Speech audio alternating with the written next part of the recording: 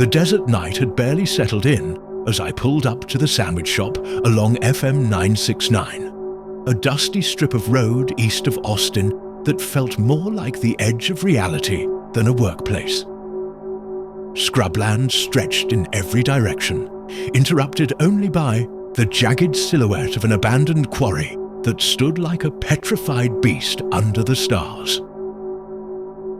I'm Riley Parker, 20 years old, sophomore at UT Austin, studying computer science. I'd taken a summer night job out here, hoping to cover some tuition bills. It was a lonely little sandwich joint that, for reasons I didn't understand, stayed open deep into the night. When I walked in at 10:30 p.m., the day manager Greg barely looked up. He handed me a faded name tag, Riley in peeling ink, and gave a shaky nod. "Nightshift's different," he muttered, eyes flicking towards the dark windows. "Miss Thaler will explain. Just follow the rules, kid." His words sat wrong with me, but I put on the tag anyway. Decent pay, flexible hours, free food. What could go wrong? The evening crew cleared out fast, all too eager to vanish before full nightfall. At 10:45, I met Zara, black hair streaked with neon purple, smile wide as a chasm. "Fresh meat," she chirped. "You'll love it here, Riley. Weirdest job ever." Then came Theo, tall, pale, exhausted, like sleep had been an old friend he hadn't seen in years. "Don't scare him off already, Z," he said, voice dry. "Give it a week. Maybe he'll survive." Before I could question any of that, Miss Thaler stepped out from the office. She was maybe in her 50s, silver hair in a perfect bun, eyes deep and unreadable. Her presence was old, ancient even, like she didn't just work here. She belonged here. "Riley," she said, her warm hand gripping mine. "Welcome to the night shift. The land whispers here after dark. Listen carefully, and it'll let you pass." Then she handed me a folded slip of paper. 6 handwritten rules. Never look into the eyes of drive-through customers after 1:11 a.m. At 2:22 a.m., seal the front door with salt. No exceptions. If a customer hums, mimic the tune exactly. If shadows crawl on the prep counter, scatter flour to freeze them. Ignore tapping from the basement hatch. If anyone asks for the old path, say, "Closed for repairs," then walk away. "These aren't suggestions," she said. "Break them, and the land remembers." Zara giggled. "It's not that bad." "Okay, it is, but you'll get used to it." "Used to what?" I asked. Theo just smiled sadly. "Welcome to the weird side of Austin.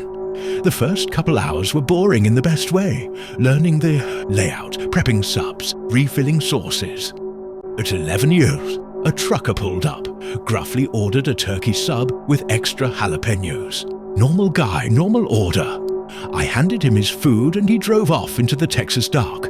"See?" said Zara. "Mostly normal, 60% of the time."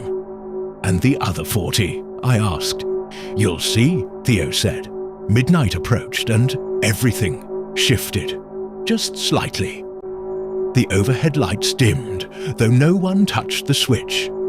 Shadows stretched longer. The hum of the fridge grew deeper, nearly melodic. The smell of bread changed too, darker, like dirt, and something old. Miss Thaler came out to the register, her eyes focused on the parking lot.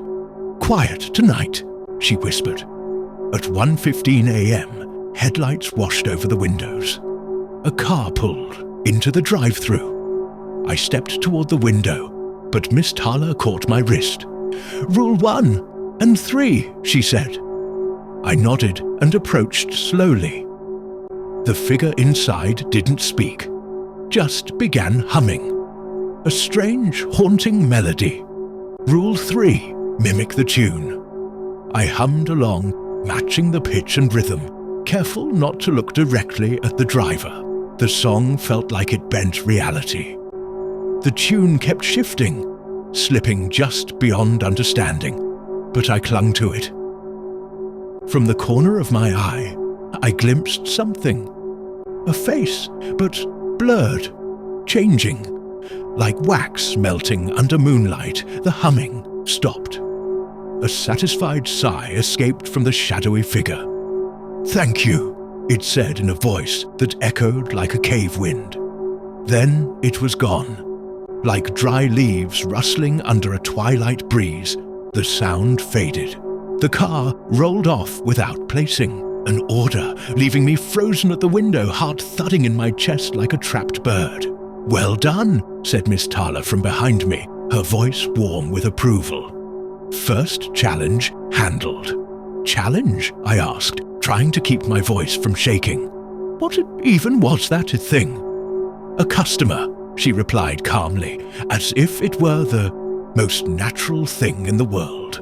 One of many who come after dark. Zara appeared beside me, her grin equal parts comforting and slightly deranged. Pretty wild, huh? I've been here a year and still get chills when the humming ones show up. You've been dealing with this, whatever this is, for a year? Best job I've ever had, she said, absolutely serious. Where else do you get paid minimum wage to witness actual supernatural stuff every night? At exactly 1:30 a.m., I was wiping down the prep station when I heard it, tapping. A slow, deliberate rhythm echoing up from below.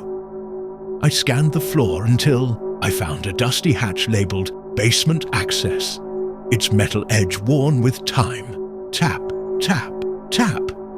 The knocks sounded distant but intentional, like someone knocking on a coffin lid from deep underground. Every cell in my body screamed at me to open that hatch. Curiosity has always been my strongest trait. It's why I'm good at debugging code and solving puzzles. But Rule 5 was unambiguous. Do not respond to tapping from below. So I kept scrubbing the counter, willing my brain to focus on the familiar rhythm of work. The tapping persisted for about 10 minutes, then faded, leaving only the hum of the fridge and the occasional car humming past FM 969 Smart. Said Miss Thaler, nodding approvingly. Curiosity is a gift, but discipline keeps you alive. At exactly 2:22 a.m., Miss Thaler returned, carrying a container filled with coarse salt, definitely not the kind from the condiment station. Rule 2, she said, handing it to me. I walked to the front door, a little self-conscious but determined to follow instructions. I poured a careful line of salt across the threshold, the granules catching the harsh light like fallen stars. The moment I finished, I heard movement outside, not quite footsteps, more like awareness. The salt shimmered faintly, then stilled. Good, said Miss Thaler, watching. The ward is intact. The rest of the night passed without incident, though the sensation of being watched never left. Zara told stories, disembodied voices, invisible customers, shadows that moved without light. Theo focused more on practical matters. Spread mayo in one smooth motion, he advised. Saves 3 seconds per sandwich. Revolutionary, I said flatly, earning a rare smile. Miss Thaler watched us with something close to pride. By 3 a.m., my first shift was winding down. Despite everything, the strange rules, the humming figure, the tapping, I felt something unexpected, exhilaration. The land accepts you, Miss Thaler said quietly as the sky began to lighten. Lucky me, I replied, and meant it. Fresh tonight. And a sweet onion sauce if you've got it. Been a long shift. Kai raised an eyebrow, then leaned in. Night, nurse, he whispered. I nodded, keeping my tone casual. Good instinct, regular, always polite, never make eye contact though. Her rearview mirror hangs upside down. As I handed over the sandwich and drink, the customer gave a weary smile, one that didn't quite reach her eyes, and drove off into the dark, Kai seemed unfazed, but I caught the slight tension in his shoulders. Back inside, the restaurant's quiet returned like a held breath. Ms. Tala watched us from her office doorway, her face unreadable. 13 a.m., the time when things often shifted. The air thickened, buzzing faintly with an invisible charge. The napkin dispenser rattled without cause. A whisper, unintelligible and close to my ear, made Kai flinch. I didn't say anything, I told him. His voice was small, but someone did. Just then the lights began to hum, a deep, resonant tone, too low and powerful to be normal. Kai looked at me wide-eyed. "Clap," I said, 3 times, "now." He hesitated, then did it. 1, 2, 3. The sound stopped instantly. The shadows that had begun slithering up the walls recoiled like snakes into the corners. "New rule," I explained. "Clapping disrupts their frequency." Kai gave a shaky laugh. "Seriously?" "Dead serious." Theo, silent until now, leaned over the counter. "That rule saved your life just now. Don't treat this place like a joke." But his voice trembled. He gripped the edge of the counter with his marked hand, now wrapped in a black bandage that barely contained the spreading frostbite. And I could see how much the ordeal had worn him down. Ms. Tala emerged again, holding what looked like a polished obsidian stone wrapped in twine. "Tonight," she said, "the old path will try again. Its senses change. The addition of Kai stirs the balance." She turned to me. "If something asks you to choose a door, pick none. Doors in this place open both ways." Kai's mouth moved like he wanted to ask a dozen questions, but I shook my head. "Later." 34 a.m. We heard it, not footsteps, not voices, a soft scratching at the back door, like claws on steel. Steady, rhythmic. Theo froze. "That's not a delivery," Zara said under her breath. "The back door is sealed," I said. "Always locked. Rule 4. But the scratching continued, now joined by a low growl. The air chilled again. Kai turned pale. "What is that?" Ms. Tala's voice rang out sharp and clear. "Do not open it. Do not approach it. Feed it if you must, but never look through the window." Theo moved before I could stop him. He grabbed a wrapped sandwich from the prep line, marched to the back, and without hesitation slid it under the door. The scratching stopped instantly. We all waited. Then one long, wet, scraping sound, like something dragging bone against concrete. Theo returned looking hollow. "I saw eyes," he whispered.